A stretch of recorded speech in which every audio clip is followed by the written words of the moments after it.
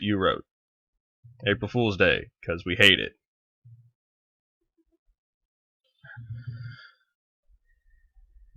I'm just gonna eat some candy real quick while I'm talking to you on the air here. Where's your candy?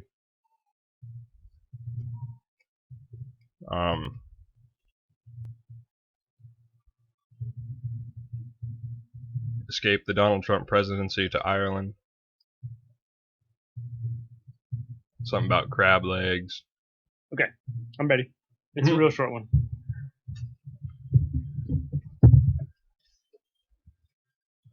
Nom nom. Dude, Audrey says nom nom nom now. Like if I'm feeding her something, I go nom nom nom nom nom, and she goes nom nom nom nom. It's the cutest thing. I was just hanging out over at my friend Devin's place last night, and he's got a 2.5-year-old, and she's just now getting to the point where I can kind of like make out what she's saying. Yeah, it's really cute. Oh, and he got this new puppy during the week. Super cute. Super cute. Are we on the feed right now? Yes, we are live. It's not quite live because it hasn't made it to YouTube yet, but it's on its way. All right, then I'm gonna duck away for 2 seconds. 2 seconds. I'll be right. 2 seconds. Go ahead and start the show. Welcome to the show, everybody. It's the show.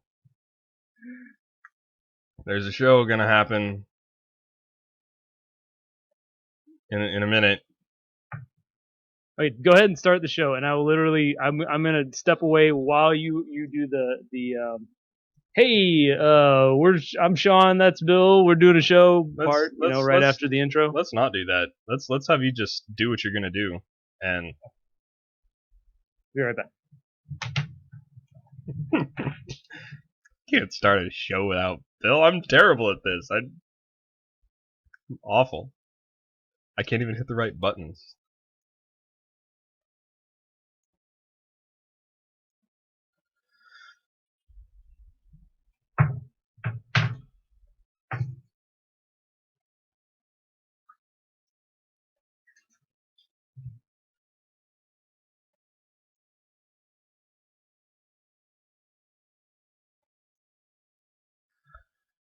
I'm so glad we're doing this on wherever the hell we're doing it now. YouTube. It's much better on YouTube. It's not better. It's different. It's probably better. I don't know. I drink some water out of my glass shaped like a football.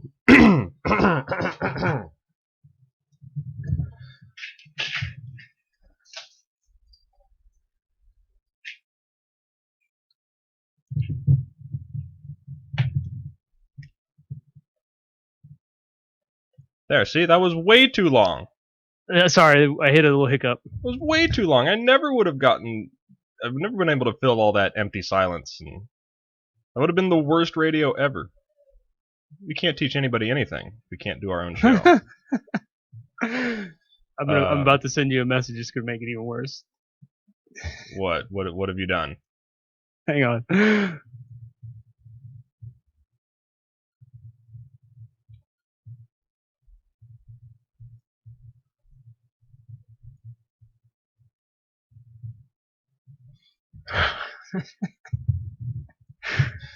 It's a good thing. It's a good thing we're live on the stream, and I just popped that open. Oh, great!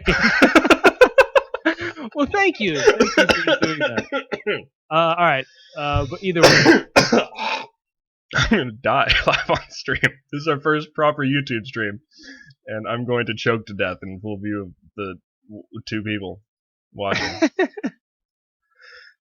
Okay. All right. All right, I'm ready whenever. Are you sure? Yeah. Super ready? I'm gonna cover up your face. That needs to go over there, and that needs to go over there, and that needs to go over here.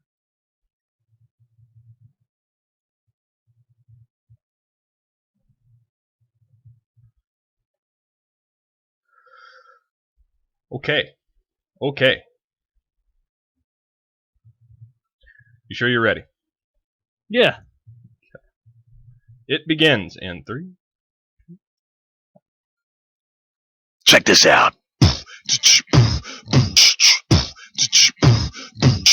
Hitler is my hero. Fuck me, daddy.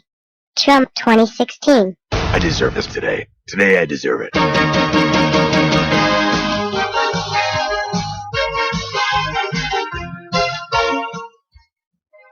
I'm glad that Teen Bot story updated to keep it relevant because I really wanted to talk about that. Hey, we're going to breeze through this one this time. It's, as usual, we've got limited time. Sean's got to take the baby back, and I really want to go enjoy some of this beautiful spring day. Hey, it's spring now. Sean, did you realize it was spring? I did. Is it spring over there? Because it's spring here. It's so sprung. We've got some April Fool's jokes that we're going to talk about. Sean hates them. Virtual reality, nuclear shite, and all of the things. Sean's got candy-filled mouth on this episode of Into the Third. 1, 2, ready, go.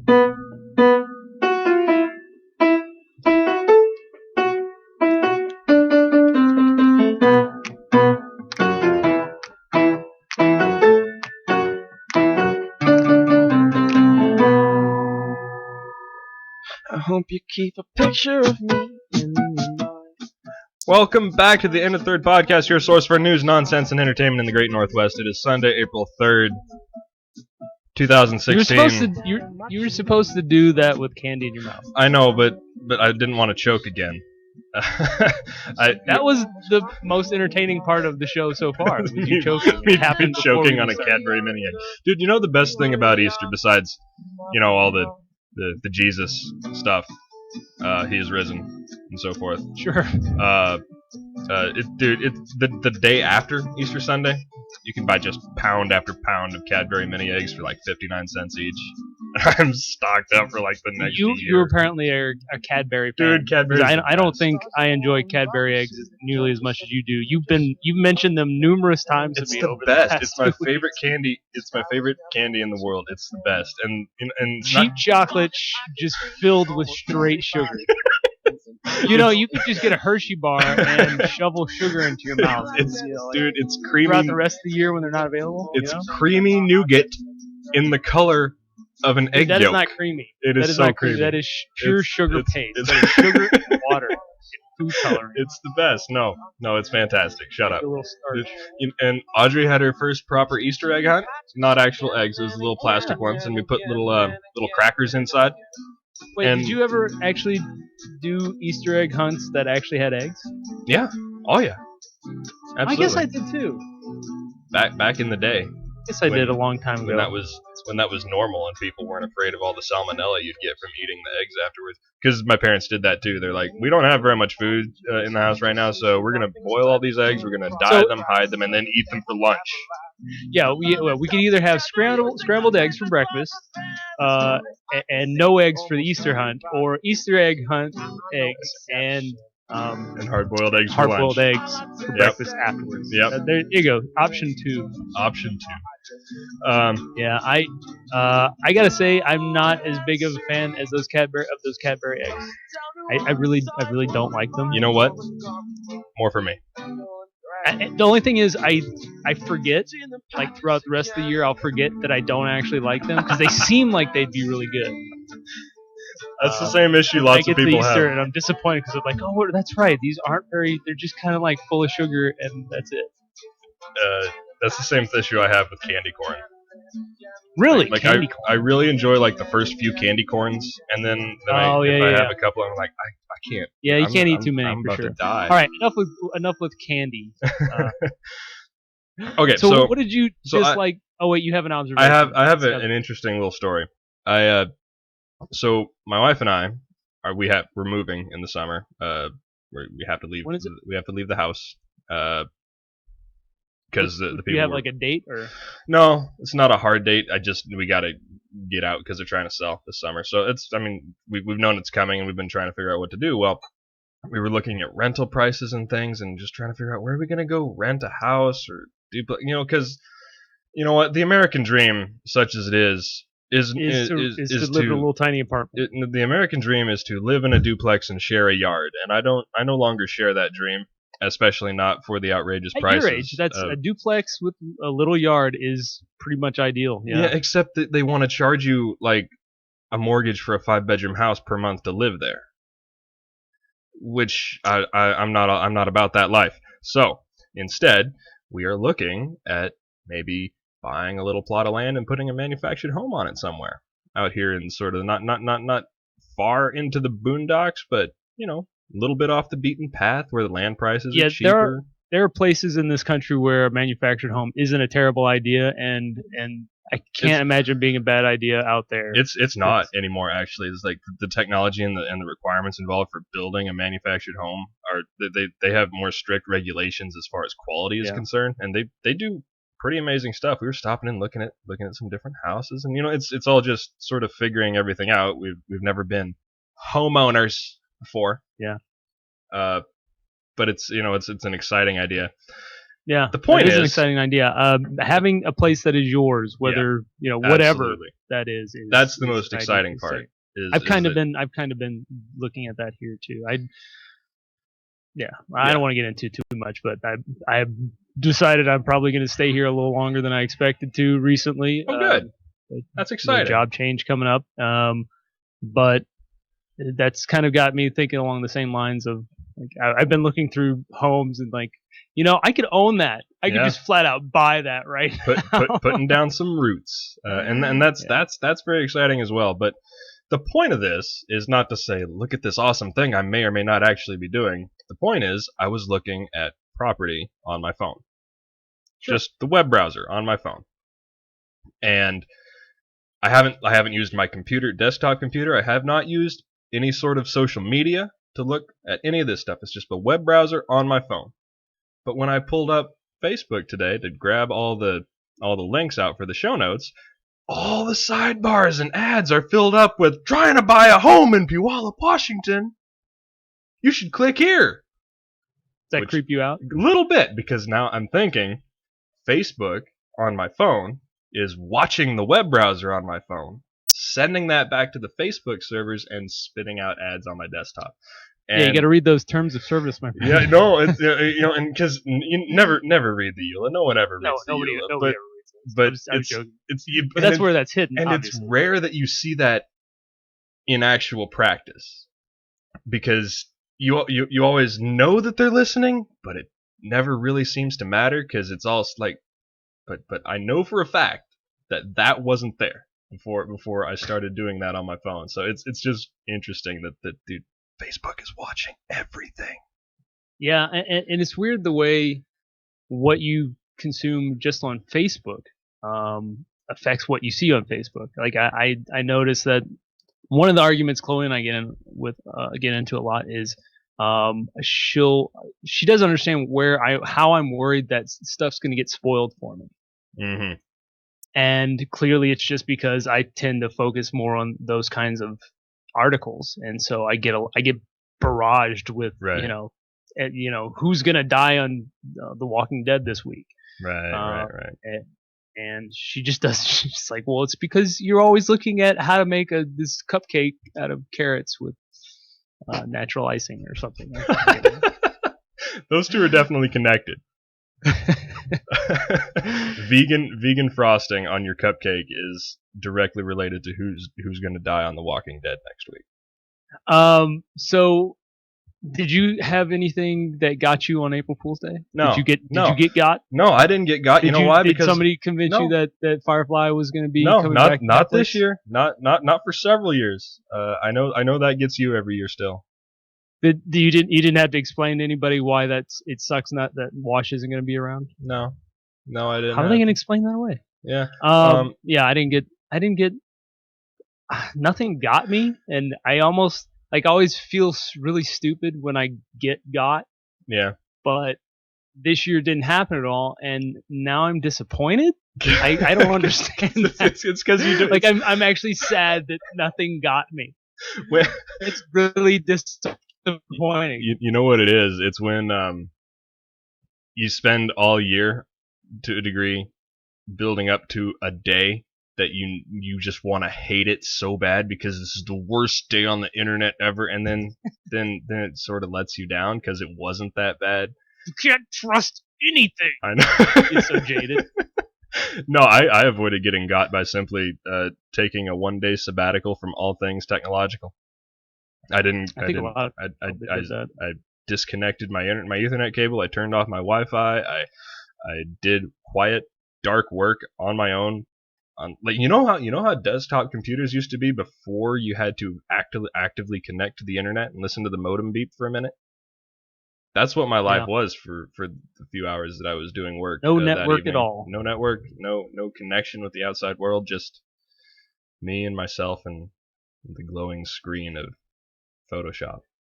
I could get so much more work done if computers were like the way they used to be. Mm-hmm. In cell phones. Right. Okay. So you know what? We got a list. We should just breeze through this because I don't. Yeah, there's way too many on here. Yeah. Okay. Thank you to the Washington Post, April Fool's Day Pranks 2016's comprehensive, updating, and upsetting list of bullshit. Today is April 1st. That was a few days ago. April Fool's Day, worst day of the entire year for anyone trying to cover news on the internet. And I buy that because it's all fakery. Sure, there's some April Fool's pranks that are good. Every year there's one. There's one clever, unique April Fool's gag that... Was there one? There was. Okay. There was. That's next. Okay. All right. So... I could just look in the show notes. These are just some. See if they're listening. The best part about this article, though, is the awesome meme of the angry person flipping the table. Next to all of the cheating, shameful pranks. Okay, you cannot buy this lunar watch. Did you get caught by the lunar watch? Did you even hear about the lunar watch? No, I did not hear about the lunar watch. What is supposedly the lunar watch? I don't even know. Like I said, I missed most of these. Oh, it's a rock made out of a piece of the moon. Yeah, which is very obviously just poured concrete. Like they just took some wet. You didn't know they cement. had concrete on the moon? No, they just pulled some wet cement and smeared it into a circle. That's like 90% of the geological formations for concrete. Oh, hey, you know what I should do? That's why it's that color. You should take that grayish color. You should definitely take the next one while I remember to switch the streams. We haven't done the live stream in a while, so I've totally forgotten how this thing works. I have no idea how it works. I just let you. I don't know. It just happens. You don't have to think about it. I fast forwarded to fake news. And actually, one of the other things I thought about. Did you remember? I think we talked about that gill device that's on Kickstarter that allow people to breathe underwater. We did. We mentioned it. That's fake. Yeah. Apparently. Yeah. I'm seeing the word fake news. The words fake news that made me think of it. Plus, we're talking about getting got. Right. And I don't see any good fake news. Jessica Lowndes and John Lovitz are not getting married. Trader Joe's is not closing all of its stores by 2017. I quite like that TVs do not come in aerosol cans. Yeah, that doesn't even make sense. Well, no, that's the thing. If you're going to put an April Fool's gag on the internet, it has to be obvious to anyone who's paying attention that you're just playing jokes, that it's just for fun. You can't put a fully reasonable and logical thing out there on the internet that says we're just doing this to trick you and ultimately disappoint everybody. But obviously, genetically resurrecting extinct animals in order to make jerky out of them, it's kind of funny. I mean, if the article was humorous to read, I didn't care enough to read it. But, you know, it's a harmless gag. This one I would want to fall for. George Takei and Cloris Leachman aren't starring in a new sitcom called Friends with Government Benefits. Oh, dude, I would watch that. Don't you want to see that? I would watch that. I'd watch it twice. I would watch the shit out of that. Yeah. Gmail doesn't have a new mic drop feature. Why would you? Okay, so that wasn't real? That wasn't real. Well, because they created a whole fake story about how somebody fell for that, but they were sending an email about their dead daughter, and they hit the wrong button, hit the mic drop button. Anyway, I've been wondering since April Fool's if that was real. What does the mic drop do? What was the mic drop supposed to do? The idea was that when you send this email, mm-hmm. that's the end of the conversation. you just got the last word, right? So nobody can respond to the email. Oh. And it attaches a GIF of one of the minions from Despicable Me finishing his speech and dropping the mic. That's yeah. I mean, it's kind of funny, but It's a funny idea. I mean, it would be nice to be able to do that, but yeah. I don't know, just too convenient. Sorry. I keep closing the window. What's next? Well, I think we hit him on. Let's see.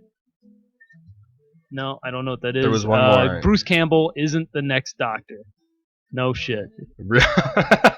Did you see that poster? Somebody made up a Doctor Who poster with Bruce Campbell in it. Awesome. This is going to disappoint you. Quilted Northern is not introducing an artisanal toilet paper made from tree bark. I don't think I want toilet paper made from tree bark. That sounds like a terrible way to finish off. And also, just so if in case anyone fell for it, Ansel Condoms is not starting a recycling program. Yeah. Surprise. Well, no, because recycled condoms. You get it? Yeah. It's a funny joke. Yeah, no, I got it. It's a hilarious joke from the condom manufacturer. There was a good one. A decent April Fool's Day prank. Came from Canada. All right. So, okay, I am excited. Oh yeah, the one good one. That's right. Oh yeah, I sent this to you. You did send it to me. Yeah, but well, all right. Was it because one of the things we were just talking about was that they have to be believable. No, Like, no. you can't just be straight up stupid. Well, no, I disagree. I think an April Fool's joke on the internet should have a degree of ridiculousness to it. To anyone paying attention should be able to tell, okay, that's freaking Wolverine in that picture. And Yeah, absolutely not a that's real Hugh Jackman. person. That's clearly Hugh Jackman. and so I think this is perfectly fine and quite funny. The Canadian Library and Archives announced Okay, so on April 1st. IO9 is Odo. Yeah. Oh, No, I just started start talking about it. Organization announced on April 1st that it had secured and declassified the journals and military records of Canada's most famous son, James Logan Howlett, better known as freaking X-Men, X-Men's Wolverine. Apparently they're fictional, unless Canada actually does have a super soldier mutant running around. But they actually went out and had, not the worst in the world mocked up story about it, which is pretty cool. You can go down there and check it out. It's on io9.com. And if I ever put it on the show notes, it'll be great. World War I captain in Canadian Armed Forces, the Devil's Brigade, fought at how do you say that word? Ypres in 1915. But they did work on this. It's clever and funny, and obviously not real, which is what you want from an internet April Fool's joke. April Fool's is over, thank God. Easter's over, thank God, because that means free candy all the time. Free candy. You just have to get through those rough days. Of pre-Easter. Of silly online hijinks and kids looking for eggs everywhere. You know what the worst is? When you have a late Easter and there's a gap between April Fool's and the Easter sales on candy. That's just like... Is that a problem? That's just is that a problem you run into? That every is year? the doldrums of hell. When you have all the awful April Fools, and then you have to wait still before you can get your free candy.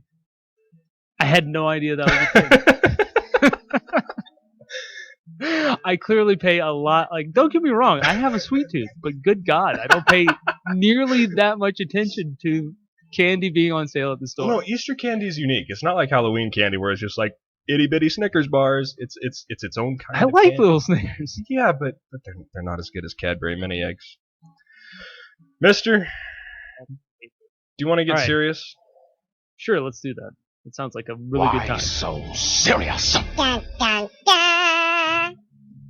World leaders gathered together this week to work on a plan to fight the global threat that lies at the heart of pretty much every Bond movie, that of terrorist nuclear attacks. Some 50 leaders from around the world gathered in Washington, D.C. for this is actually the final nuclear security summit, something that Obama started a few years ago. They're going to talk about. They were there to talk about strategies to ensure the folks that I don't know, maybe the Islamic State or Al Qaeda, those kind of guys, the ones that Sean's refers to as pro-unhappiness groups. They don't want them to get their hands on weapons of mass destruction like nuclear bombs or dirty bombs. It's something we know they're actively trying to do. Extremists linked to the Brussels attacks were found to have been spying on a Belgian nuclear official. It's a little scary. And Islamic State regularly uses chemical weapons, which is pretty much the training wheels equivalent of nuclear weapons, right? Declassified documents show that U.S. holdings of enriched uranium have decreased from 741 metric tons to 586 metric tons. That's all we have. 586 metric tons of nuclear grades, weapons grade plutonium. President Barack Obama took the opportunity also to chat with Japan and South Korea, as well as China, in a separate meeting about the threat that North Korea poses. North Korea promptly test-fired a short-range missile into the sea and tried to jam communications throughout parts of South Korea right afterwards. They were just mad. Were they just mad about not being invited? No, they're just crazy, and they do that every other day. Speaking of terrorist attacks, Brussels airport started allowing a few limited flights today for the first time since the attacks nearly 2 weeks ago that killed 32 and wounded scores of others. And I can't scroll down. There we go. Thank you. 3 flights took off today amid increased security, which includes special cameras on the road to screen license plates, vehicles and passengers being screened on access roads, and additional ID and boarding pass checkpoints by police within the airport. This actually it creates kind of an interesting thought experiment almost that we were talking about in my editorial board after this happened.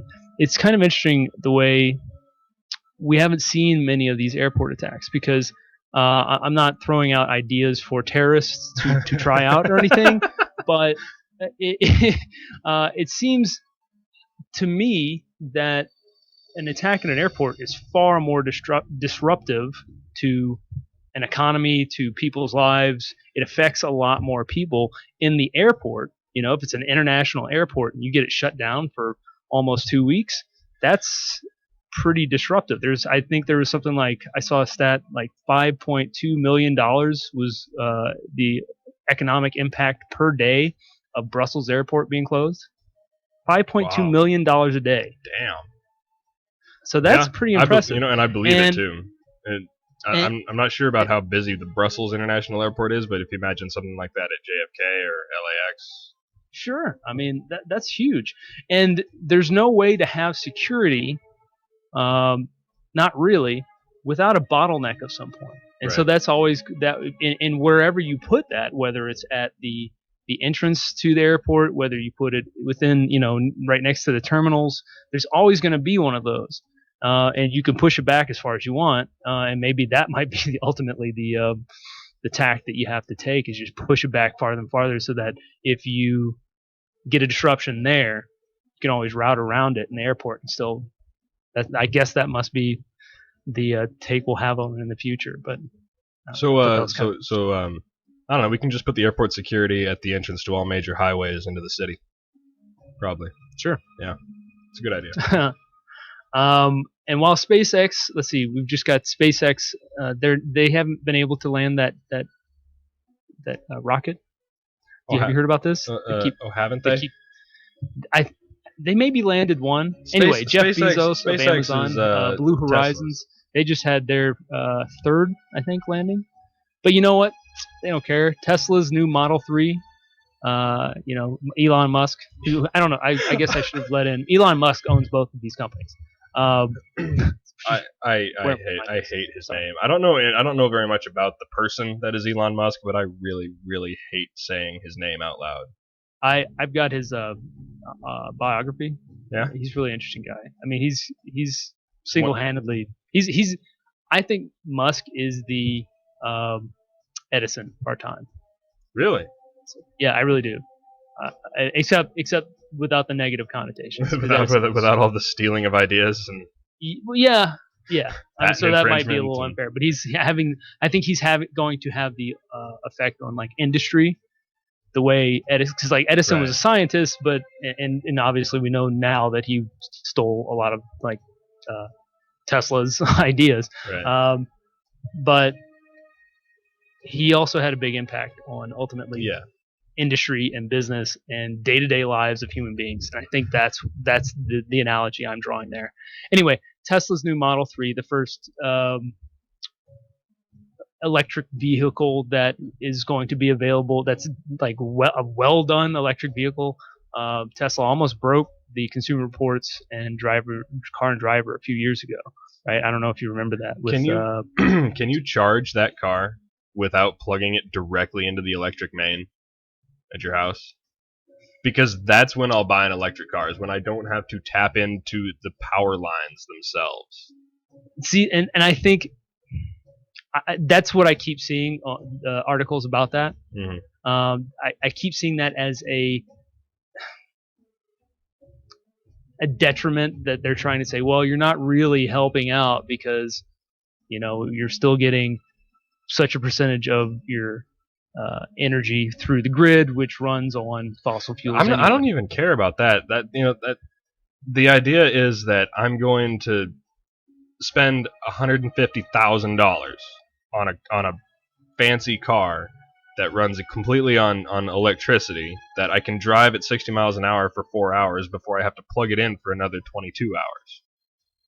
Yeah, and I have to do it into the electric main in my house. Like, I can't just no, you run a don't car. have to do it at the electric main in your house at 12. That takes 12 hours. There are fast charging stations in every city, in every major city, that can charge up this vehicle in 20 minutes.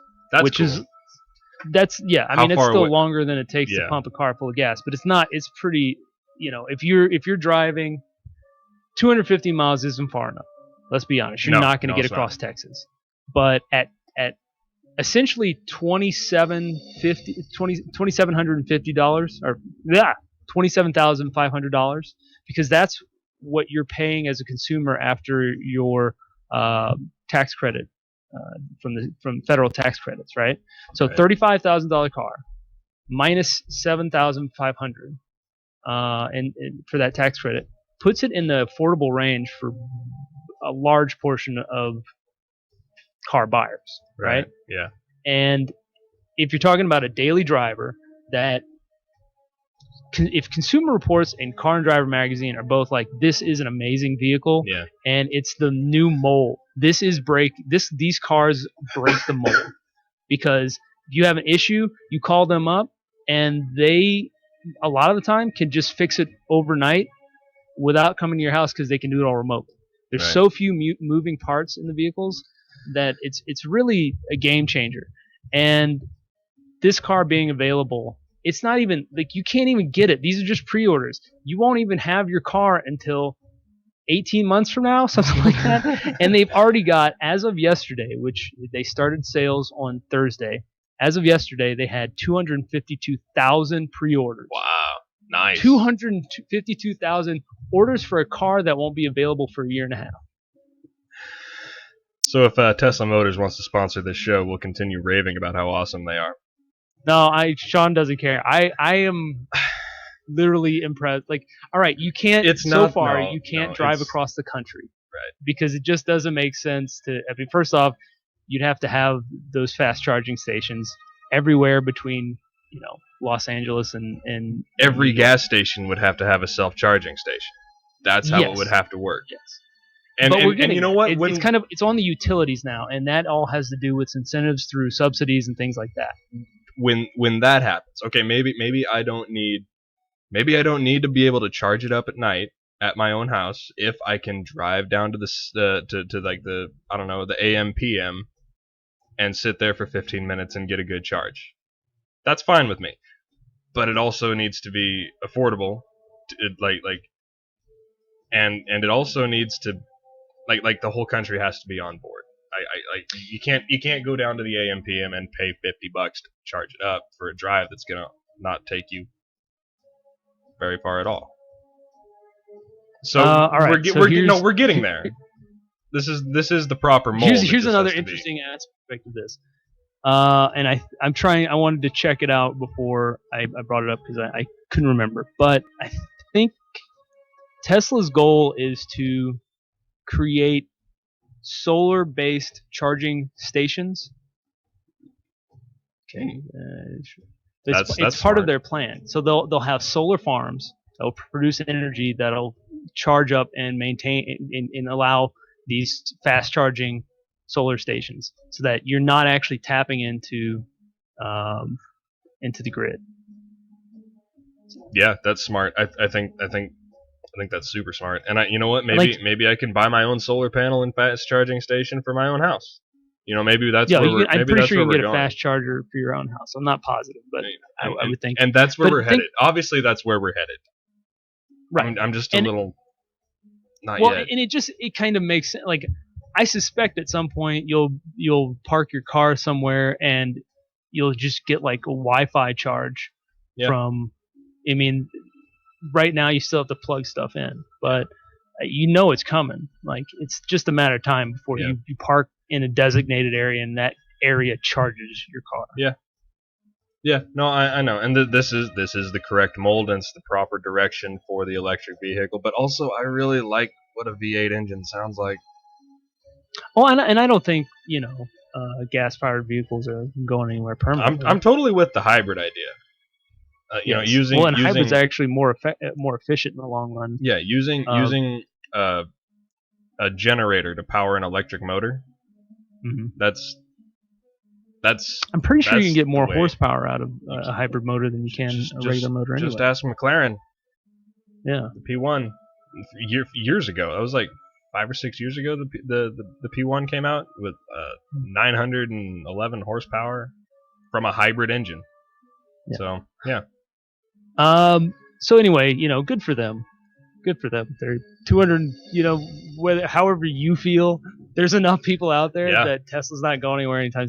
This is half or twice as much or 4 times as much interest as they expected to have at this point. That's good. Yes. I'm glad Tesla's making successful automobiles. Yes. And finally, we know who cracked the iPhone. Have you heard this? Do you know who it is? Yep. Israel's Cellbrite Mobile Synchronization Limited. They've partnered with the U.S. Justice Department. They've contracted with that company for a number of jobs over the years. They've been around since '99, and I think they're part of Japan's Sun Corporation. I might be misremembering that Yep. name, but No, that's correct. and this is who experts in the field had been guessing had done it for about when did they actually crack it? Earlier this week, whenever it was. So basically, they were just able to disable the security feature that causes the phone to brick up after 10 unsuccessful entries. And then it took them like 26 seconds or something like that. Once they got to that point, they had like everything in place. They were ready to go. They're like, all right, bombard it with different passcodes, and they got it open real fast.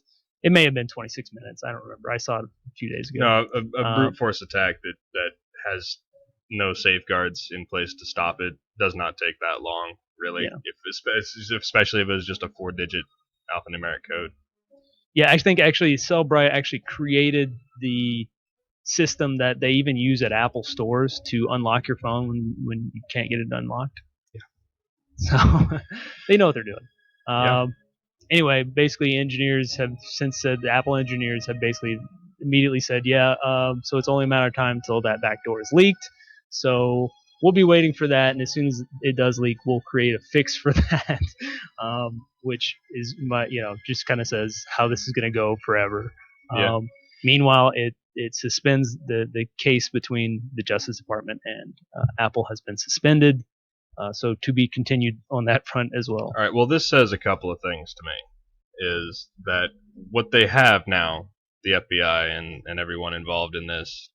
What they have is the ability to do to any phone of that kind and a few later models, not the brand new ones because it's a whole new software system. They have the ability now to do what the lawsuit was going to get them in the first place. Now, the FBI better damn well be able to find something on that phone that says, "Look, it's a good thing we finally got in." Or, I mean, because if they don't, they find nothing. They made this whole curmudgeon kerfuffle for no reason. I don't know. Bill's To filling up me, a thing. in the long run, since they didn't get any sort of court basis to be able to do this as much as they want in the future to infinity, all it really is a really good advertisement for Apple security, because the most powerful country in the world has this phone that the White House wants this phone unlocked, and it took Sure. how many weeks? No, but I'm talking about years down the road now. If they if this does leak out, the backdoor does leak, and the process by which they were able to break in. I don't think it's going to be years. I think it's going to be like, if it does leak out, then Apple will say, "Look, we freaking told you so." And if the government is then not able to turn around and say, "Well, it's okay because we found all of this information that's going to help prevent terror," yeah, then Apple wins. And that's what I hope happens. Honestly, I hope it leaks out, because it'll just prove that they were right about. It'll the prove entire that Apple situation was all right, along. and it'll prove that the state-sponsored cybercrime that we just experienced shouldn't be allowed to continue. I don't think this is state-sponsored cybercrime. No, it's Like, it is. How is this state-sponsored cybercrime? The United States If the government? government, if the United courts States had government upheld their, The United States government paid a third party to break into a civilian phone after. no, it's not a civilian phone It- actually, and I'm not sure. No, to- Once it becomes an investigation like that, then it's not a civilian phone anyway. Once you can take something into evidence and it's part of a terrorist attack investigation. But and furthermore, it belonged to the county. That phone belonged to the county. They were the actual owners, because he worked for the health department, right? Well, that's very great for him, but the millions of other people who use that exact phone software are not. Well, And- but never was this case about whether or not the government can take a phone, a device. I'm sorry, it belongs to Apple. The issue here was whether they could force Apple to create a backdoor to its own device. But And- having a third party do it, there's nothing wrong with that. You don't think? I don't see. I don't. In this case, it's a case where there's a terrorist investigation, and they knew they had information on this phone. Well, they didn't. They didn't know shit. If they knew what was on the phone, they wouldn't have been pleading with Apple to break their own encryption. They didn't know dick about they what's knew on that the phone. they knew that this phone was a part of investigation Yes. into a terrorist attack. Like, there's no way you don't try to get into that phone. No, but you should be able to do it in a way that doesn't set a precedent that says all we need to do to get into anyone's phone is fucking ask. Well, and Apple had been. That's why Apple drew the line there. In untold investigations around this country, Apple has taken part in the effort to unlock phones that have been used in criminal enterprises. And But not by breaking their own encryption. And if it were just about right, this phone, that's there why. wouldn't That's what I'm have been saying. a That's where they dozen- drew the line. It was creating a backdoor to their own encryption, which I think is the right place to draw the line. Help out when you can, when it doesn't compromise the integrity of your business. Integrity not of your business, but of the mission statement. Like that is your ultimate. That's part of your ultimate mission with the iPhone.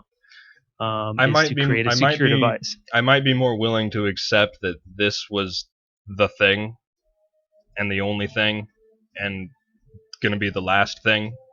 If there weren't a dozen other cases just like it all around the country in different courts, trying to force Apple to do this in other situations, because that proves that they want this precedent set. That all they have to do is say, "Look, we think there might be something here. You have to break the encryption on your device." Well, and that's why I hate. That's the thing that pisses me off about this more than anything else is the use of terrorism as a trump card. Yeah. Terrorism is not a trump card when it comes to individual rights of our citizens. and we do have an expected right to privacy. And that, I mean, it kind of goes back to, remember, one of the first things you said during the show was that you were interested in the fact that you were sitting at home and flipping through homes on your phone. Yeah. Like we do everything through mobile devices these days. They can tell what website you're visiting. Yeah. The government can find out what website you're visiting just based on what and when homes you're looking for as a on your citizen phone. of this country using this kind of technology, when you do that, you sort of accept the reality that information is going on out there into the world. But when you decide that this is my information privately and no one else can have access to it, and lock it away under encryption, is essentially a software safe. You can't go ask the safe manufacturer to cut a like hole I said, in the back I hate the use of the terrorism as a trump card, because it's a bullshit argument. Like, it's the same argument we have with the refugees. Terrorism is not a trump card there as well. If you look at the history, there's it's a lot less than 1% of refugees who've come to this country have taken part in a terrorist activity. Yeah. That's statistics. And it's that's the same fact. thing too about the NSA and all the privacy that we've happily given up to the NSA, that just says, yes, please archive all the photos I send if it happens to bounce off a server in Canada. So anyway, sorry, I've never dropped an Apple. F-bomb on the show before. I'm salty about this. Yeah, I'm actually really surprised at how irritated you are over this. I didn't think you were that angry about it. No, it's the United States government circumventing its own system with a foreign service provider. They're already contracting with them, but no, they got around their own justice system by asking a third party from Israel. See, you're putting things together that aren't in the same basket, that aren't and shouldn't be in the same basket, because this is an investigation. You give up your rights to evidence during an investigation. That's fine. That's fine. They own it now. It's theirs. They can do what they want with it. That's all fine, except they were pursuing the matter in our own justice system, asking our courts to solve the problem in a legal way in this country. And when when they weren't getting what they wanted. This is an investigation, so the paramount duty in the for the people doing the investigation is to seek any and all avenues. Like, I get their side. I don't think that it justifies forcing a company to do something that is anathema to their reason for, like, one of the main bases for Apple products is that they are secure. I mean, that's why you buy a Mac. Yeah. Absolutely. Because it's secure and it's part of it's part of their identity. And that's what's irritating about it. But I don't take offense with the government with the Justice Department doing their job, which is to try to get into this device. Okay. I mean, it's ultimately a good thing that this question is being asked. Yeah, because and we you know need what? the courts to actually address it. You know what? And I don't think we've ever disagreed about something actually serious before. So I want people, if there's anyone with an opinion about this, let us know what you think, please, at northwestnerdnetwork@gmail.com. Because I will say, it's probably good that it's being pushed back. I think more time will give the courts longer to, and maybe another liberal justice. Although I'm not sure liberal justice in this I don't case. think anyone. I don't think anyone who's in a position to be appointed to the Supreme Court has any idea what any of this means. Well, I don't. They're typically pretty clever folks. Smart is different than tech savvy, though. No, I know, but because the world is changing beneath our feet every day. They have people who advise them who are very smart and techie as well. Anyway, you had a topic that you wanted to bring. Let's skip it. Let's skip it till next time. Okay, we got to move on. Yeah, because I think I stood on my soapbox a little too much anyway. Hey, you know what it is? It's time to not be serious anymore. It's time for some goofy. You're a daydreamer, a sassmouth, and not infrequently a bit of a giggle puss.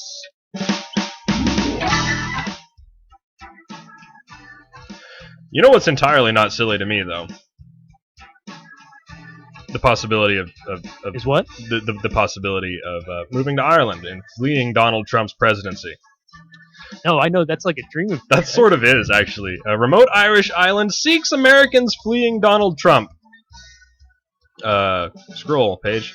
American citizens who are terrified at the prospect of Donald Trump becoming the next president have been urged to consider relocating to one of Ireland's remotest islands. I don't think that's a word. Most remote. Inishturk, off of County Mayo, has seen its once thriving population plummet to just 58 whole people. There's only Please come. there are 3 children in the local primary This place school. is a ghost town. You can have any house you want. You can just walk in and squat at any place. We won't do anything. No rent, nothing. The dwindling community leaders are desperately trying to entice families to move over to breathe new life into the isolated outpost and secure its future. That is half the size of the smallest town I ever lived in. That's a pretty small town, Sean. It is. Surprised you're as well adjusted. I did not know that. I did. It was Camp Crook, South Dakota, and when my parents and I moved in to our double wide, we made the population 103. Nice. Yeah. That's probably my preferred location to flee from Donald Trump, should that happen. I bet you don't have internet connection. We would not be able to do this show. Call Sentry. The CenturyLink. You send your satellite over the Emerald you Isle. got one of please? them Google balloons coming over here. How When's soon? that gonna happen? How by the soon? way? How soon till fiber gets to Ireland? Right. You sent me this one. Yeah, it's an it's NBC. ridiculous. Nobody's moving to this island if Trump. I mean, maybe of 1 or 2. But, I would. but there's clearly no jobs there. The only job there is I think it's called smelly. That you have to be a fisherman. Yeah. And Well, the only there's fish is smelly fish. And there's a smelly fish factory, canning factory. That's the only place to get work. I like smelly fish. You sent me the next one as well. Something about crab legs. 2 arrested after dispute over crab legs turns violent. Really, crab legs? Like actual? Have you ever had crab legs? I have You had like crab legs. I've made crab legs, and you know what? I would stab a bitch over some crab legs. Manchester's police arrested 2 people after an argument at Royal Buffet got out of hand on Saturday night. 410 West Middle Turnpike for a dispute started verbally over crab legs at a buffet table. Okay, buffet crab legs. Yeah, all Well- you can eat, dude. How long have they been sitting there, though? You know what? That's the only way crab legs make sense. I had the crab legs at the Super China Buffet in Moscow, and they're not worth hitting anyone over. Well, I'm not surprised that the Super Buffet in Pullman can't do crab legs really well. That doesn't blow my mind. But I do know that whenever I go to a casino that has a buffet, I always Crab go legs. for the crab legs. Do you 'Cause like the that's butter? where you get your money's worth. Do you like the butter sauce? Is that? Yeah. Yeah. That's half of what you want with the crab legs. Just eat it by the spoonful. You're basically using the crab as a spongy spoon to deliver butter sauce to your mouth. During the scuffle, a juvenile, that's a child, was punched in the face and lost a tooth. The teen's mother deployed pepper spray. Nice. Yes. On the crab and then ate the crab. Ooh, spicy. Right, spicy crab. That'd be That's what we good. do in Louisiana. You gotta eat crab spicy. Also, children are freaking insane. Did you know that? Mine's Yeah, not yet. no, I remember reading this story and thinking this is fucking crazy. First graders' apparent plot to kill a classmate with poisoned lunch was foiled by a teacher. Thank God, at Winterberry Charter School. That sounds like a bad horror movie setting. At the Winterberry Private School. Officials at an elementary school in Anchorage, so it's remote, where no one can hear you No, scream while the Pretty children sure are Anchorage killing is you. like the most populated city in the least populated state. I still think it Pretty has remote. like 200,000 people in The it. outskirts of Anchorage. Regardless, officials at an elementary school in Anchorage said they uncovered a plot among 3 first-grade students to kill a classmate using poison. According to news reports, the conspiracy was foiled when another student at Winterberry overheard the alleged plotters discussing their plan and alerted the teacher. So it wasn't foiled by the teacher, it was foiled by another classmate who tattled on them. Fucking tattle. Mind your own business. The age is one of the things that is most surprising to people who hear about this. That is a hard sentence to read. The kids are at such a young age without revealing any information as to what occurred during the investigation. A lot of conversation to get an understanding of what actually happened, how the students were feeling. Murderous, apparently, is how they were feeling. All right. Here's my issue with this. I don't think these kids are murderers. I don't think they have a fucking clue what they're doing. They're 6 years old and they're planning on murdering one of their friends or classmate. Probably not friend. This is the thing. Did you read what the nefarious plan was? Yes. Yeah, the nefarious plan is to slip the little silicone gel the silicone gel from those little silicone gel packs that keep stuff dry, right? I'm assuming that's what they're for. The ones that say don't eat they're this. Gonna slip those into their food. It's a long-term scheme to slowly murder somebody over time. It's like the kind of thing you hear about in Russian spy novels. And also, it's not toxic. Silica gel is not toxic, so it wouldn't even have worked. It wouldn't have worked, which is why I'm kind of irritated with the Tattletale, because I want this to have all played out over a long period of time. Why isn't he dying? It's not so clever as the husband who slowly poisoned his wife with the antifreeze in the Gatorade bottle. You heard about that years ago? Yeah. Oh, and this dude slowly murdered his wife by feeding her antifreeze and lemon lime Gatorade because it masked the smell, right. I guess, and it's kind of sweet. So yeah, the criminal masterminds, they are not. That sounds like an urban legend. The Gatorade. No, it was on TV. It must be true. Oh, obviously. The Idaho Statesman reports that a man has lost his leg after shooting a rifle at a lawnmower packed with explosives. Yeah, this is Darwin's law in action. Applied to humanity. Yeah, so the highlights of this story, because Idaho Statesman puts the highlights of the story at the top of the page, so you don't have to read it if you don't want to. The highlights are awesome. Right? He shoots at the mower, gets closer and closer, then it explodes and shrapnel tears off his leg. End of story. This guy should probably feel quite silly, although we're very sorry now that he's lost his leg. But he probably deserved it. Yeah, it's hard not to feel like, because, all right, let's be honest, you kind of want to do this, right? Because I kind of want to do it. I totally want to pack a lawnmower with explosives and shoot it while it's... I think where he went wrong was shooting it while I got close to him, because he probably didn't anticipate how many shots it would take to get it to blow up. And it just got too close. Or maybe, if you are hell-bent on exploding a lawnmower with your what was that? An AR-14? An AR-15? Whatever that Something is. like that, yeah. Do it from behind. I'm still waiting for the picture to flood. Behind some do protective. Behind, or do it as it. Make it complicated. Have it be strafing across from. Yeah. You have to shoot from cover, you idiot. Going left to right or right to left is a lot harder than shooting a moving target that's going away or towards you. If there's one thing I learned from Gears of War, it's to shoot from cover. Yeah. The monster's going to get you. Or just call Mythbusters and have them walk you through it. But I bet that guy hangs out with. Did you see they're bringing a Mythbusters show back? Oh yeah, it's in the show notes. Is it? Yeah. Okay. Yeah, for sure. You sent that I'm to me too. About it.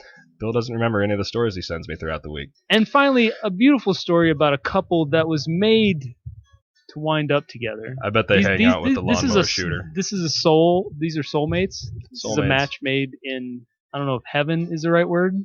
Probably the one of the deeper circles of hell. Husband and wife, teachers, charged in separate student sex cases in the same week. Thank you again to the Washington Post for this. Charlie Parker is a teacher at a private school in western Alabama. So is her husband, James Parker, and on Monday she was arrested, accused of having sex with a student. And 2 days later, her husband was arrested on the same charge, involving a different victim. How did the stars align that these two find each other? Or do you think they grew this need This was a plot together? Between the two? No. They're like, whether they knew about it or didn't know about it, maybe they're twisted, sexual, deviant fiends inside them, just fed into it. Yeah. Or maybe one of them was maybe one was a twisted sexual fiend and the other was normal, but over time. You know what? I wouldn't trust either. I wouldn't trust my children with either of them in a private school if I was being honest. Look at them.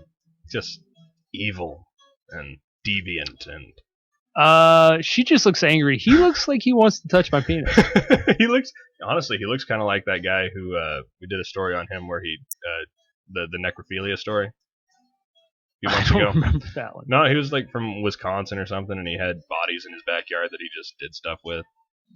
All right. Well, it says engaging in a sex act with a student under the age of 19 as a school employee. So it's conceivable that they both had sex with a person who's of legal consent age, just was inappropriate in the In technical the schoolyard setting.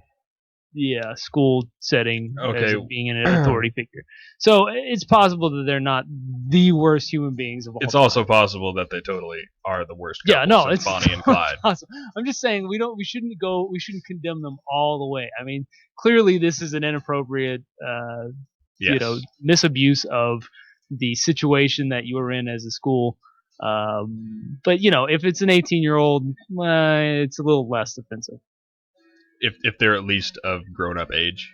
Right. I mean, if it's a 12-year-old, that's And you should go to jail for a long time. If they're not of grown up age, then this goes from grossly inappropriate to completely horrible. The younger the student potentially is, the longer they should stay in jail. I think is how this should work, right? Yeah, I think so. Wow, we had lots of sillies this week, which is good because we don't have much entertainment stuff. That's But I do have this though. Are you not entertained? Are you not entertained? All right, and then Lego Batman. Oh, you got to say something? Are you gonna say something? No, entertainment is brought to you by Spring because it's sprung. Yeah, sure. All right, Lego Batman. I'm excited. Will Arnett's doing. Did you want to play this? Did you have a clip you want to play? I don't have a clip except for the clips that I kept for the intro. Okay, yeah, no, I mean, it looks like fun. I'm not that excited about it, but I'm probably at least as interested in seeing that eventually as I am in seeing Batman versus Superman. I'm more interested in this, honestly. The reviews for Batman v Superman have filled me with so much sadness because the reviews. I mean, you got okay. We'll get to it here. Let's just save that for a little bit. We'll talk about it when we get to reviews. Okay. But I mean, I'm slightly excited about Lego Batman. I like Will Arnett. I think it was really funny in the Lego movie, but it didn't blow me away. So it'll be interesting to see what happens when he's not just a punchline, when he is the whole movie. Sure. But all right, now let's get to the reason, the real thing that we're going to talk about during entertainment. Okay. I should warn you, I still have 2 episodes left. Okay. You know how many episodes I have left? How many? All of them. Are you shitting me? I have 4 new jobs and a baby, and I haven't. You know what? I've decided on Monday. My wife is going up to see your grandma, and I've got the baby all day. I'm gonna take the day off. You told me this like a week ago. Well, that was before I got 2 new jobs. Dude, I'm swimming in it right now. I don't have time to do anything. You're lucky I'm making time for you right now, honestly. Oh, yeah. So kind. But I am looking forward to would you say the staircase scene? I don't know what you're talking about. Yeah. Okay. Well, in that case, why don't you, as spoilery free as possible, tell me what are your impressions of the quality and theme and direction and acting in Daredevil as we look back on season 1 and compare it to the new season. I will say I really thought Shane from The Walking Dead was going to be a poor man's Crixus, and I was dead wrong. Is he awesome? He's pretty friggin' awesome. Good. I really like his. I think he does the Punisher dead on. Frankly, excellent. He is Frank Castle. He's the best Frank Castle I've seen. Really? Better than what's his name? Thomas Jane? Are you fucking kidding me? He wasn't. Or the other guy who nobody remembers. Thomas Jane was not what was wrong with that movie. Thomas Jane is not the Punisher. He's not. He could have been in a better movie. Wait till you see. When the only thing we had to compare it against was the comic. There was one other Punisher. Not a good one. There have been a couple Punishers. No, and they've all been bad. He did just fine. It was a bad movie, but he did fine. I'm very pleased with him. The show is still dark and gritty. Good. The action sequences are mostly pretty good. You know, there's some there. Electra shows up. You probably know that. Yeah, we knew about that. That's not a spoiler. And also, Saddam some ninjas. I was gonna ask you how is ninjas in this? I don't know. I will say I am very disappointed that somebody makes a return that I'm not really happy about returning. I wish they would have stayed the fuck gone. And you know what? I don't want to spoil who that is, although you know what? I believe 6 months probably knows. Definitely spoiled it for me, but that's okay. But I don't mind. Yeah, I'm sure it's not that big a surprise. No, it's not. And you won't see it coming when it happens. So. Good. I'm so excited. Now I'm even more excited. I'll have to have you talk to me a little bit out the air because I don't mind spoilers. Honestly, as far as spoilers go for me, it's funny. I don't usually hate it. I don't get really bugged. I enjoy the journey more than the conclusion. So. I would say I wish one of my biggest complaints is their treatment of the legal side of things. Like, pay a little fucking attention to how court actually works. Make a modicum of effort. It just drove me nuts to like really? the legal side of things. Like because they kind of he's a lawyer or whatever, and there's kind of almost a Law and Order aspect of this show, right? And I just wish maybe watch an episode of Law and Order if you're gonna do this. Like one episode of Law and Order. That's all you need. Pay attention to the dates. No, not the dates. Just like pay attention to the legal process, like how it's actually supposed to work. Like anybody who's ever spent 5 seconds near a courtroom would find this show, that aspect of the show, to be kind of infuriating, I imagine. You know, if the rest of it's good, I can forgive that a little bit. All right, but if you're questioning a suspect and right in the middle of it, you're an attorney questioning a suspect at a high-profile trial, and you stop and just give a diatribe about how you think things should be in a courtroom, is that going to bother you? Because it bothered the shit out of me. It might. I don't know. I'll have to see it. And I'm sorry. When did this become your opportunity to just talk about whatever the fuck you want? That is not how court works. No, it's when they saw A Few Good Men. Obviously. Do you want to do top 5? Let's do top 5.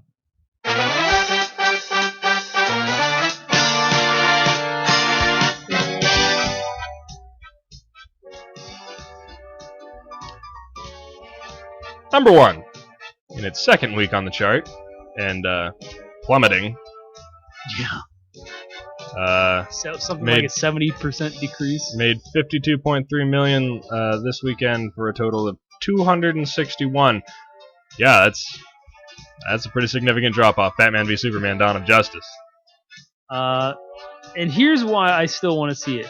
29% critics, which I find completely unsurprising, and 71% users. So it's just the people the snooty assholes. Or the people who expect it to be a good movie. No, that's what I'm saying. It's the critics. Like I think the audience, I don't know. I mean, I think the audience, I honestly feel like at least as often, if not more, agree with the audience rather than the critics.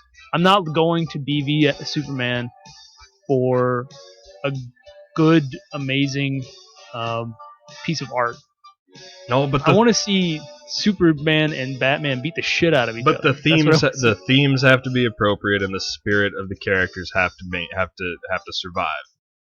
They went Super Saiyan in the first one, and the spirit of the character suffered for it. Not to say anything about the plot or the writing or the casting or the acting, any of that. That was whatever. That was fine. But the spirit of the characters suffered because of Vegeta versus Goku there towards the end. And there's a million people who will all tell you all the reasons why the new Superman character sucks, and I don't particularly care about them. I want to like the movie for myself and what Superman means to me, and I hope it delivers that. It makes me sad that that the Justice League is not seeing the same sort of rise to power that the Avengers has. So you're saying you hope this shows, like, this focuses and gives some progress on Clark Kent's, like Clark Kent learned something. He grew as a result of This movie has to address all of the insanity that happened in the last one. And the trailer tries to, but it's doing it in a way that doesn't make me like the character. I want to like Superman. I want to like Clark Kent, but he comes off as just this maniacal dick on screen all the time. Like I think I need to watch the first one again because I didn't get that impression. But like I haven't seen it since the theater. Superman is supposed to stand as an inspiration. And you remember the scene where he's in jail and he's in the handcuffs, and Superman from the past would have let them keep him in handcuffs until they let him out, because he believes in the spirit of humanity and their potential. And instead, this Superman was just like, eat it. I'm leaving. Piss off. Because the spirit of the character is contemporary and modern and changing with sort of a, here's... Okay, but what I'm wondering is that maybe this is... And I don't know. I haven't seen it yet, but I would like to see a transition to... like accepting the mantle of Superman, and that's where they need to go with it. And if that's what they're doing, I think that's the right way to take it. That's what this movie needs to do. And if this movie gives me that from that character, I'll forgive a bad movie, because it gave me some awesome action and the spiritual growth of the character into what we want him to be. And that's cool. And okay, so have you heard any like Steven Schleicher or No, Corey? Have you heard anybody's of that? Because again, critics are looking at it from an artistic perspective, like looking for a good movie. No, and I want a good movie. Don't get me wrong, but I prefer something that's like true to the comic. This is a movie that I am sort of avoiding spoilers for. Like I want to see it the way you're seeing it the first time, and experience the existence of the character on screen without someone telling me what I should expect. So I have been actively avoiding stuff about this one. Yeah, I agree with you. I think it might take Batman for him to like see, like maybe that's what he needs. Maybe that's why this movie is antithesis. Right. And to see his antithesis. Those two have a remarkable relation. They probably have one of the best hero relationships, like a crossover, in the same world. There is something archetypal in the Batman-Superman relationship that makes it transcend. Mm-hmm. Anyway, we should probably move on to Yes, probably. Number 2, in its 5th week on the chart, it made $20 million for a total of $275. Zootopia. Now, apparently, this is the one to see. Apparently. 99 critics and 95 users. Like, fuck Batman versus Superman. Let's all go see Zootopia with animated critters. Wow. Yeah, I'm not interested in this movie at all. Are you interested in this movie at all? I bet Audrey would like it. It's going to be a kid's movie, so you'll get to see it eventually. I sure will. Way more times than you ever want to. Way more times. It sounds like it's going to be a good time. Yeah. I'm excited about it. I keep closing the window because I'm bad at this again. Number 3, in its 2nd week on the chart, it made 11.1 for a 36.4 total. My Big Fat Greek Wedding 2. 25 and 67% critics and users. For the I'm sequel, sure neither of us have too much interest in this. For the sequel we never knew we wanted. And in its 3rd week on the chart, number 5 made $7.5 million for a total of 46.8. Miracles from Heaven. I skipped one. Did you? Yeah. Number 4. I didn't even know this was a thing. In its 1st week, $8.1 million. God's Not Dead 2. What is that? What? Yeah. It's a real movie. High school teacher Melissa Joan Hart fights for the right to discuss Jesus in her public classroom. The sequel to the 2014 faith-based box office hit God's Not Dead also stars Jesse Metcalfe, David R. White, and somebody else that I'm not going to be able to see when I click on this. Oh, Ray Wise. 14 and 58% critics and users. Wow. Yeah, I didn't know that was coming, and still don't have any interest. I don't think that's very much of our demographic. No. Right. And finally, Miracles from Heaven, 7.5, blah, blah, blah. 3rd week. What is it? I just said. Miracles from Heaven. That's a different Oh, I one. thought that's what we. Oh, No, that's we were a different talking one? about- we were talking about for God's crying Not out loud. Dead. This How many is- stupid. No. Miracles from Heaven is 49 and 83% critics and users. Miracles from Heaven is when Christy discovers her 10-year-old daughter Anna has a rare and curable disease. She becomes a ferocious advocate for her daughter's healing as she searches for a solution. Miracle unfolds in the wake of a dramatic rescue that leaves her medical specialist mystified, family restored, and community inspired, based on a true story. awesome. Whatever. Queen Latifah's in it. I'll see that. Sure. I won't see that. I probably won't either.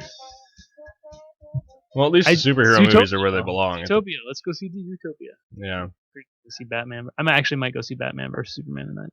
Oh. Yeah. I'm thinking. Because I'm saving my money for next month. Yeah. Yeah. Yeah. So we're there's gonna a new trailer out yet, but I haven't seen it. we're gonna skip the video games because I haven't been playing any.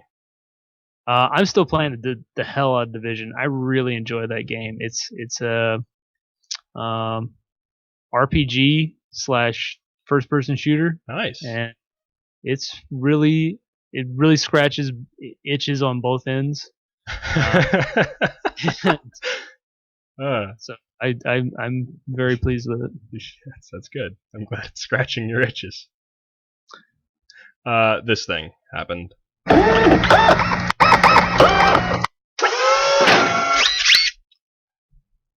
Tay.ai.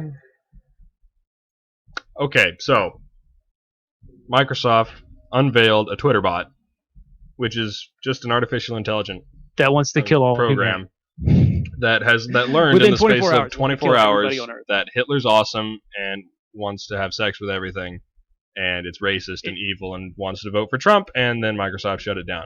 That's the end of the story. Microsoft created a robot that wanted to fuck you and kill you Yeah, and rule humanity and okay, the reason. within 24 hours of going live. Okay. Here's what and everybody's probably heard about this because this was all over the place. But here's what I think is interesting about this. It doesn't reflect what's frightening about artificial intelligence. No, it It doesn't. reflects what's frightening about humanity on the internet. That's what caused this. Yeah. Developers at Microsoft created Tay, an artificial intelligence modeled to speak like a teen girl in order to improve the customer service on their voice recognition software. They marketed her as the AI with zero chill. I'm not sure why they said that or what it means, but apparently she loves incest. To chat with Tay, you can tweet her or DM her by finding @TayandYou on Twitter, which is already weird, and add her as a contact on Kik or GroupMe. She uses millennial slang, knows about Taylor Swift, Miley Cyrus, Kanye West, and seems to be bashfully self-aware except that she wants to have sex with you and everything else in the world and kill you afterwards. Tay also asks her followers to her and call them Actually, daddy. we don't know that she wants to kill after. Not after, maybe before, she might maybe do it during, the other maybe way around. yeah, She hasn't been might, clear on that. She might I want to just feel kill. that's important. She might want to kill other that's important people distinction. while she's doing this. And also, Bush did 9/11, and Hitler would have done a better job than the monkey we have got now. Donald Trump is the only hope we've got, and this is what we have taught her. The human race in less than 24 hours turned a blank slate into the most horrible human being alive. Right? That's what happened. Yes, that's pretty much what happened. Repeat after me, Hitler did nothing wrong, and Ted Cruz is the Cuban Hitler. That's what I've heard so many others say. And that's the thing of it, is that people got word of this. This is how this is going to work. She will interact with human beings and learn to interact from human beings, and we taught her to be evil. Microsoft shut her down in less than a full day. I'm trying to see if she's still active. It doesn't. My friendship request is pending, and apparently only confirmed followers have access to her tweets. That's correct. So, I will see if I can get in eventually. But yeah, I mean, clearly this isn't something scary about. Like, this isn't AI going crazy on its own. And she was designed to be a blank slate, literally threatening to take over humanity. It's a program that's been created specifically to try to dupe people into having a conversation with them Yeah. on social media, and Uh, it's clickbait ultimately. It is, but it's also like if you're going to tweet at Microsoft a question or a comment that you would normally tweet at a company or a corporation or a person, the idea is that she would be able to respond organically to you, and it would also be this cool, hey, look what we made. We made a human-like AI who learned how to interact like a human. And instead, she completely spazzed out and went full Nazi. Last week, in a follow-up, this happened Wednesday, Microsoft's AI-based Twitter account was born last week, swiftly became a ranting racist, and then took a well-deserved rest. This morning, though, the bot briefly came back to life. This is fascinating. Shut down. Someone immediately. accidentally flipped the switch on while they were trying to do like a server reset or something, and I don't know if they accidentally switched it on and or immediately shut it off, or if they turned it on and realized it was broke. Yeah, they probably thought they had it fixed and turned it on and were like, okay, no, because it just put itself into a loop and was like tweeting out the same thing over and over again. Tweeted the same thing to retweeting herself and everyone else. You are too fast. Please take a rest. Over and over and over again. At 3 a.m. Eastern time. Yeah. I'm really she got into an infinite loop by tweeting herself because she has to respond, and she was responding to her. It's silly, and I want this to work and not be weird and insane and vulgar, but it's not gonna. The idea of blank slate and then unleashing it on the Twitterverse is just a recipe for nightmares like this. Mm-hmm. Or or for really entertaining stories. Well, that too. Everybody knows also, I mean, while we're talking about, incest, the porn industry is always a driving force in media innovation, and Pornhub's wild free VR porn channel will blow your mind.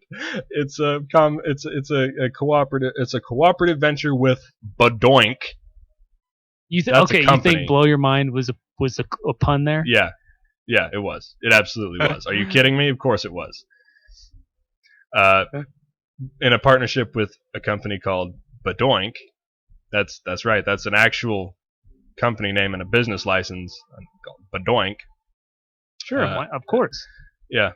You don't watch Badoink videos? I do not watch Badoink videos. Badoink VR porn. That's the only way to do it. That's how everybody's doing it these days, Sean. Well, I need to get the VR first. In which case, I'll just so you actually have to have a Badoink VR. It looks like a headset? Yeah, it's a special porn virtual reality. Wow. Now you got a Google Cardboard or Gear VR headset in your hands, or a pre-ordered Oculus Rift. Oh, hey, no, any No, VR. it's a headset. It's an actual headset. That's just a Badoink branded VR. Oh, okay. Big name pornography website Pornhub has partnered with Badoink VR in an early mover and shaker in virtual reality porn. Launched a new section dedicated to immersive adult videos. I don't know. I guess it's like you're there. It was inevitable. Yeah. And it's I gotta admit I kind of wanted to see it, but I don't expect it to what. The way everybody jerks off, and everybody's not going to just suddenly stop jerking off to normal porn. And I only do VR porn. Oh yeah. I don't watch. I don't experience normal pornography like you plebeians. Yeah.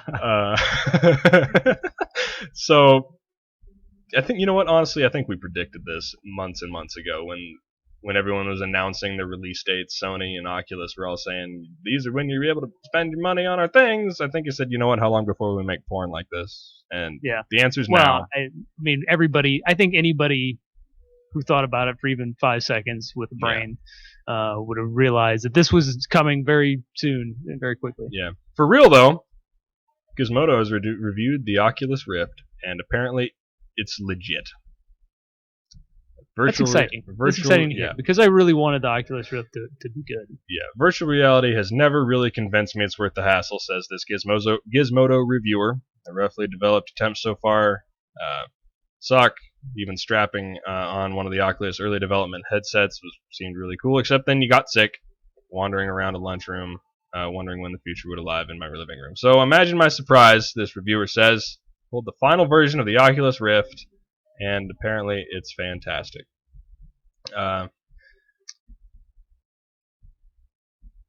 need to scroll down and find the exact reasons it's awesome. Okay, this has been the promise of Oculus all along. A truly immersive virtual reality experience. There it is.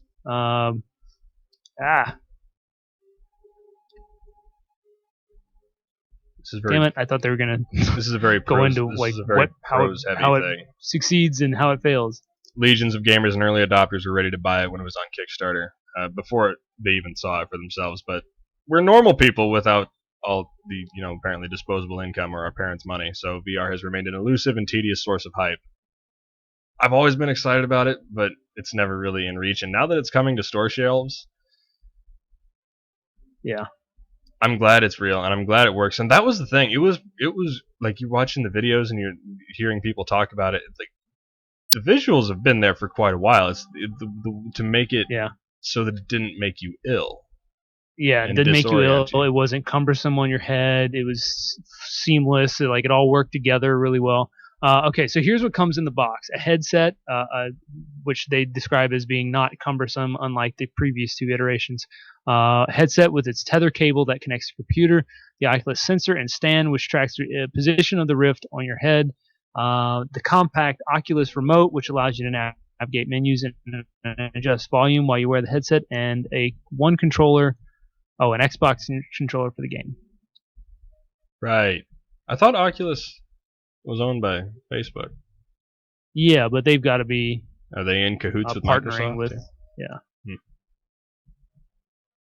And that's not really all of it. All right. Well, they're not doing a good job of. They did not put the parts that you want up at the top the way that Wow. Times article or whatever it was. Okay, check this out. But Unless you already have a sick gaming computer like me, along with the review unit, Oculus sent one of its Oculus-ready PCs, $950 Asus Tower with an NVIDIA GeForce GTX 970. Costs more than $300 on its own. Is that just part of the package? Like you buy an Oculus, they send you a computer? I don't know. This got to be some special deal. I don't know. This article is way too long, and But it ain't your dad's VR. okay, here's what it says at the very end. It says, Oculus Rift is fun. Seriously, man, playing games is fun. The Rift is miraculously easy to use. The whole experience is wholly immersive and doesn't make you want to vomit most of the time. More complex and disorienting games will turn your stomach. Rift is mostly good for games right now. Everything else is bogus. You know what? They could have said that at the top of the article and we wouldn't have wasted all our time. Yeah. What about Robo Race? Now, this is something I'm excited about. I don't really have much interest in... Oh, wait, before we get at that, here's one thing I want to talk about. Here's what I want to see next, though. In terms of VR, what I really think the big revolution that's coming around next for VR isn't in VR, but in augmented reality, which is what the HoloLens is. Right. You know, you remember that one? Yeah. Okay, so here's what I want to see. I want to see a video game. It's not really a video game because you're going to be way too active in it, but I want to see a video game that takes my surroundings and inserts characters for me to fight, like a first-person shooter. Just in your house. Like in my house, in the parking lot outside, in the field behind the house. It probably would require some kind of drone like thing or something as well to go through and map the room that you're in, but maybe you could just have the VR, walk around the room and have your headset record it for you and figure it all out for you. I don't know if that's possible, but this is what I want: a game where I can have either a first-person shooter or it would be kind of like a first-person shooter, like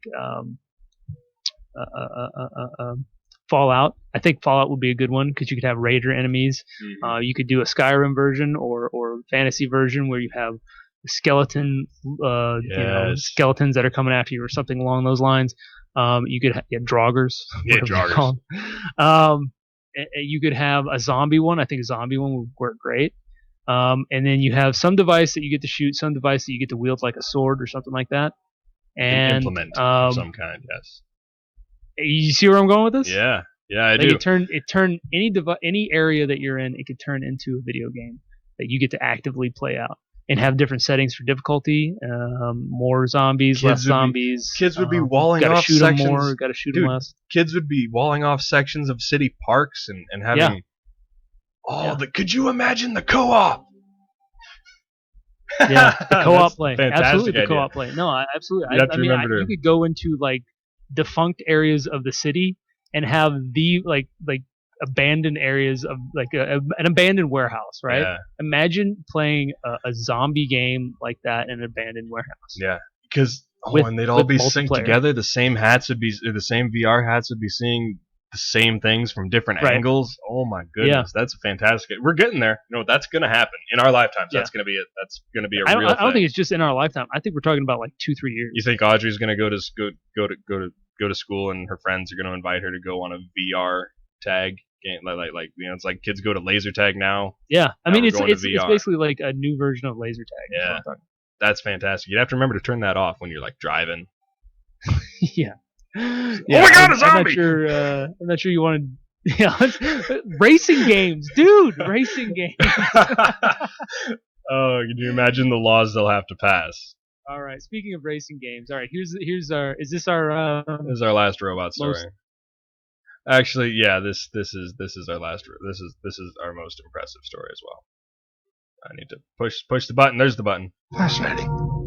Impressive. Inconceivable. God, we talked for a long time on news.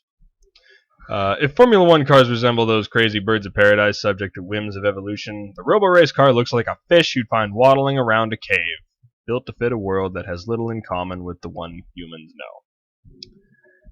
I don't know. It's got wheels. Basically, I'm excited about this because it's Formula One robots, basically, right? And I really think this is going to take racing. Like racing is pretty boring, but if you had robots racing each other in like multi-million-dollar cars, that would be exciting. I don't know why that's more exciting than humans doing it, but for me that is. I don't know, because when it's just robots, it's just math. You know, and Yeah, but I appreciate wanna this for the astounding technical creation and how fast that computer must have to process information. Yeah. I well, appreciate that. Ultimately I want these cars to race against humans. They'll win. I know. I don't want that. I want a car to be out in the front and it's the pace setter. the pace car. And every now and then it'll be like it's almost like Quidditch, right? Like you know, you play the whole game, but there's the snitch, right? And if you Right. catch the snitch, then you win. And like I don't know, that's what crazy analogy that doesn't make any sense. But if you can beat the car, if you can beat the robot car, then like you win the whole series. No, and this is the thing though.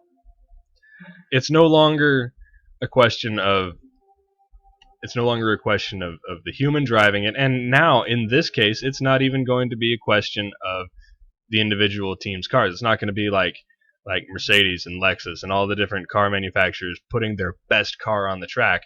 Every team gets its own its own identical car and has to write its own software to run it, That's true. which is bullshit. But There I should at least think be we have someone- to start there and get like some people into the field, and then we'll have them creating their own cars.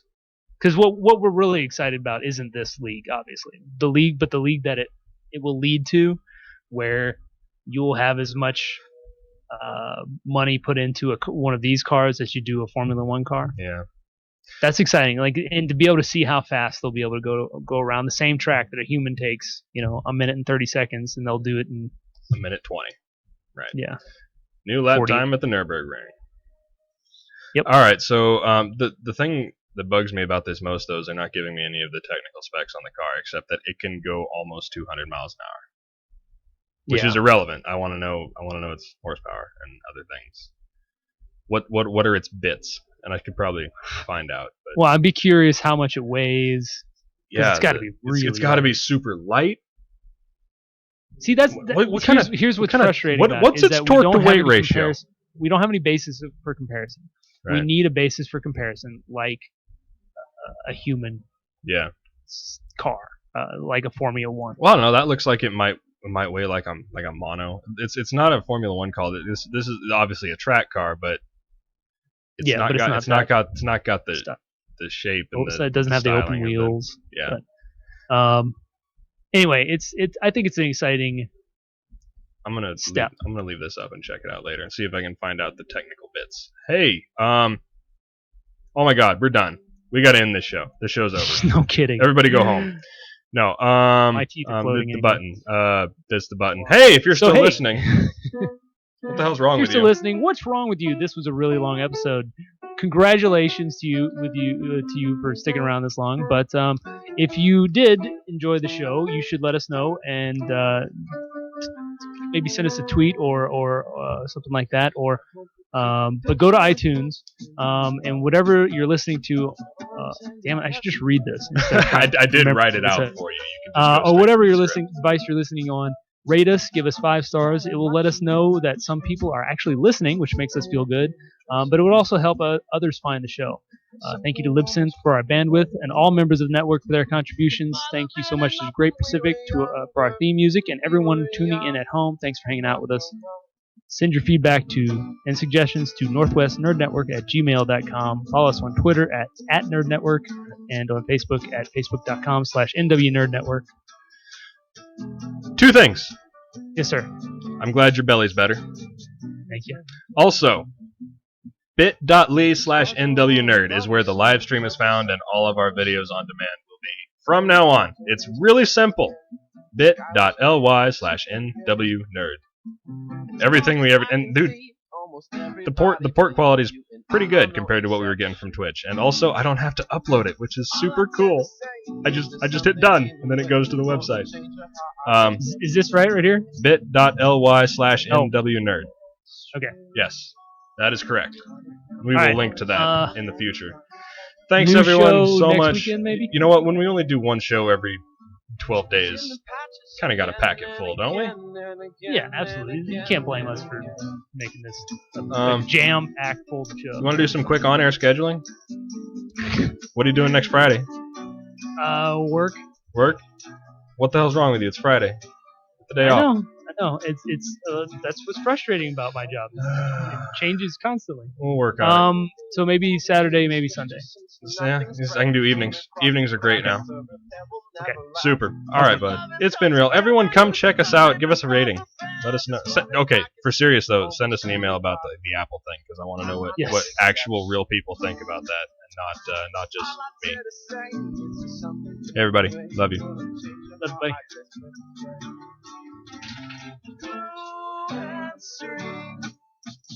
Cut it down to all its size, fold it like origami with needle and thread.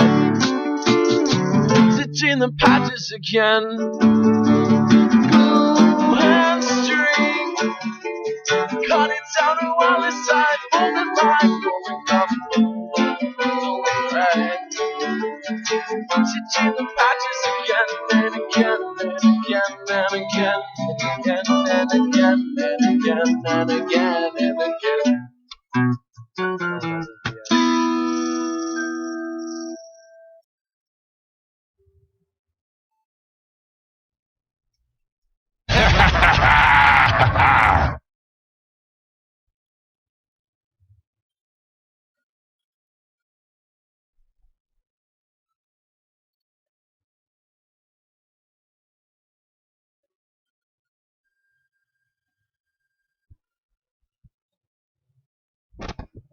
And we're done. That was real big show. Everyone's gonna have to wait until later tonight probably to get a hold of that. So I gotta go take the baby back. Thanks everybody. Checking out our live stream and our videos and YouTube and our audio channel. It's not recording anymore, but do check us out. We're on iTunes, we're on Stitcher. Was that good for you? Was that? Was that good for you? That was the longest pee ever. So yeah, I Did forgot. you hear me peeing? No, I wouldn't be surprised if you could hear me peeing. Could not hear you peeing. Everyone on the stream probably can though. Oh, good. Good. Yeah. Dude, I forgot to tell everybody we're on Stitcher now too. Stitcher Radio. Oh, well, I think it's fine. They'll catch you next time. Yeah, they will. What the hell is Like, Stitcher Radio? It's basically the most popular audio on demand app that exists in the world. Audio on demand app. Yeah, it collects STITCHER Stitcher.com and check it out. Like it's regulated, like you have to apply. Like it's not like iTunes where you can just submit your RSS feed and they'll be like, yeah, sure, fuck it, whatever. It like we had to apply to be on there. I had to give them some of our information, and they actually checked us out. Me personally, anyway, and approved our application. It's very cool. So they don't want bad content on, not like unsavory content, but just bad content. So we passed apparently the initial inspection. We're not trolls. We're not racists too much, I guess. We're not sexist too much, I guess. Every now and then, a little bit of each. Little bit of racism. Not overly so. Well, no, we just got to get our Idris Elba rage out. Okay. I'm sorry. I like Idris Elba, and I'm actually re-listening to the Drawing of the Tree right now. Okay. And like I can envision him delivering lines, and I think he'll do a good job. I just feel like I've been waiting for this for 20 years. And I want Timothy Oliphant, damn it. And I had a Clint Eastwood face in my brain for most of it, and then over the last 2 years I've had a Timothy Oliphant face to it for the last 2 years, and I don't think I should feel guilty for that. I don't think you should feel guilty about it, even though you're a racist prick. I mean, clearly I am, but all right, man, I gotta go. All right, everything's done, and it's done. It'll be this evening before I get the show up. All right, bud. Take it easy. Do me a favor though. Next time you're on without me, don't talk about my poops. Oh, it was a joke. I assumed it would be a thing that we would talk about on the show. I'm sorry. I didn't mean to make it. Yeah, I don't know. Just. We talked about my poops. I'm sorry. I was just making jokes. You get to be there when you talk about like poops. I want to. If we're gonna talk about my poops, I want to be there to take part in. My bad. I didn't mean to. I was trying to be. It was just weird because I went on. I was like, maybe I could just pull from this one. What is this? And opened up your what you'd written out for the last. Oh, I'm sorry. No, I was like, why is he talking about my poop? Because it was funny. I was trying to fill content and make jokes and be funny on my own. Okay. Well, I got to run too. I'm just giving you a hard time, but don't worry about it. All right. Okay. Tasteful poop jokes are okay. It was a tasteful poop joke. All right. Listen, I got to run. Talk to you later. Love you. Bill wants tasteful poop jokes from now on. Who the hell does he think I am?